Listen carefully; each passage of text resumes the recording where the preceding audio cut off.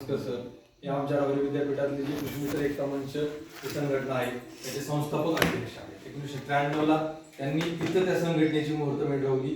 ती 2026 पर्यंत चालू आहे आणि त्या संघटनेचा सचिव म्हणून मी 2018 साली काम केलेलं आहे. त्यामुळे सरांबरोबर फार वेळा सरांचं विद्यापीठात येणं, आम्ही सह्याद्रीला जाणं, फक्त इथं येणं झालं नव्हतं. ते या ठिकाणी आलो आणि त्यांनी हा एक प्लॅटफॉर्म तयार केला आहे शेतकऱ्यांसाठी शाश्वत फाउंडेशनचा. त्या माध्यमातून ते शेतकऱ्यांबरोबर पोहोचत आहेत. फार वर्षापासून त्यांचं काम चालू आहे, पण त्यांचं आतापर्यंतचं जे काम होतं ते द्राक्ष एक्सपोर्ट्स, द्राक्ष शेतीतली कन्सल्टन्सी ह्या बाबतीत त्यांनी 2019 पर्यंत काम केलं.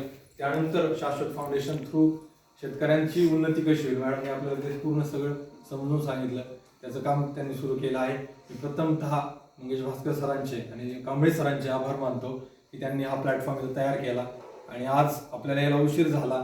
मॅडमनं 4 वेळा फोन करून विचारलं तुम्ही कुठपर्यंत आलात, आणि मॅडम आज इतक्या लेटपर्यंत आपल्याला ही माहिती देण्यासाठी शाश्वत फाउंडेशनचं हे जे काही काम चाललं आहे ते थांबण्यासाठी गाडेकर मॅडम थांबल्या इथं आपल्यासाठी, आणि 1 तासभरात त्यांनी वेळ देऊन इतक्या उशिरा आपल्याला ही सर्व माहिती सांगितली. मॅडमला आणखी 25 किलोमीटर प्रवास करून राजुरीला जायचंय, तरी पण मॅडम थांबल्या आपल्या शब्दासाठी. आणि त्यांनी हा पूर्ण शाश्वत फाउंडेशनचं चाललेलं काम फील्डवर असेल, इथं 10 ग्राम थेरीचं काय चाललं आहे आणि हे प्रसार आपण जास्तीत जास्त शेतकऱ्यांपर्यंत करावा.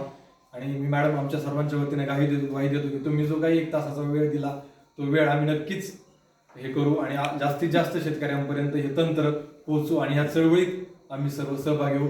एक ICM क्लॅप देऊन आपण मॅडमच्या या ठिकाणी आभार मानूया. ICM.